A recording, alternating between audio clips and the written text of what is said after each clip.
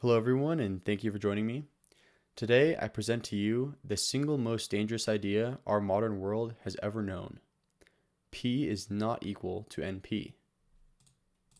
Or is it?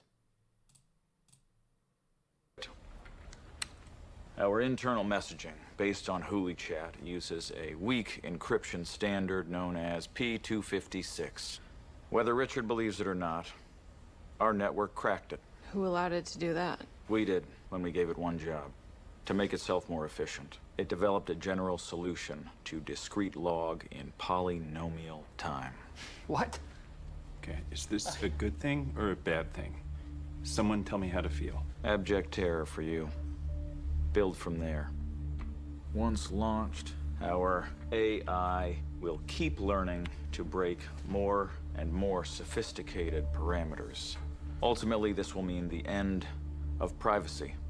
Electrical grids, financial institutions, the nuclear launch codes for every single nuclear weapon, all will be exposed. Pure violence will become the only basis of power. Okay, let's start with some background on what that video is talking about. So, polynomial time P simply represents all computing problems which possess known fast solutions, i.e., they have fast algorithms. In computer science, we describe problems by how they scale, in terms of both their runtime and memory usage. We represent these complexities using big O notation, seen on the right, which just shows the worst case performance an algorithm can have relative to its input, n. Say we have n items in our problem. If our solution is guaranteed to complete in O of n to the k time, where k is just a natural number, 1, 2, 3, 4, etc., our problem is said to be polynomial time solvable. Say instead that it's flipped, and that our solution completes at worst in k to the n time. Our problem would then become exponential time solvable, or exponentially greater than polynomial time, since our factor now scales relative to our input. As such, NP-hard problems are impossibly difficult to solve exactly. However, checking their solution correctness is easy and presents some unique opportunities. To quote a popular example, suppose that you are organizing housing accommodations for a group of 400 university students. Space is limited and only 100 of the students will receive places in the dormitory. To complicate matters, the dean has provided you with a list of pairs of incompatible students and requested that no pair from this list appear in your final choice. This is an example of what computer scientists call an NP problem.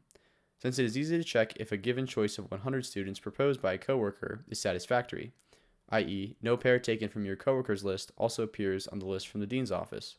However, the task of generating such a list from scratch seems to be so hard as to be completely impractical.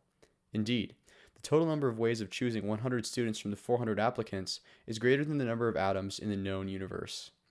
Thus, no future civilization could ever hope to build a supercomputer capable of solving the problem by brute force. That is, by checking every possible combination of 100 students. Let's talk money. The Clay Mathematics Institute of Cambridge, Massachusetts established just 7 prize problems for the new millennium, and P versus NP is one of them. The prizes were conceived to record some of the most difficult problems with which mathematicians were grappling at the turn of the second millennium, and to recognize achievement in mathematics of historical magnitude. The Riemann hypothesis, which you might have heard of, is also on this list. P versus NP is an outstanding problem in computer science that involves determining whether questions exist whose answers can be quickly checked, but which require an impossibly long time to solve directly. Since the question's inception in 1971 by Stephen Cook and Leonard Levin, it's long been believed that P does not equal NP. Moreover, there are hundreds of categorized problems that exist today which greater support this claim. This is why you've never heard of this problem. We're all 99% sure they're not equal, so there's nothing to worry about. Proving that, however, has been extremely hard. The best example of how computer scientists have taken advantage of P not equaling NP is shown by encryption. RSA, or 256-bit encryption, which was mentioned in the video, is an asymmetric communication protocol that is most widely used today. Other symmetric variants also exist, but the point is, these algorithms safeguard against our entire digital world. As we learned, solutions to NP problems can be checked quickly. We refer to these solutions as keys in encryption.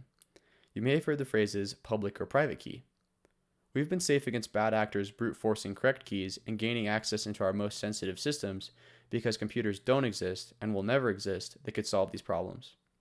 However, if it was discovered that P does in fact equal NP, and there was a polynomial time solution discovered for even one NP-hard problem, in theory, that solution could be modified to work with every other NP problem. it would be the end of days. Someone with the right infrastructural knowledge would be able to drive your Tesla while simultaneously launching nuclear warheads, all from the comfort of their desktop. Thank you for listening.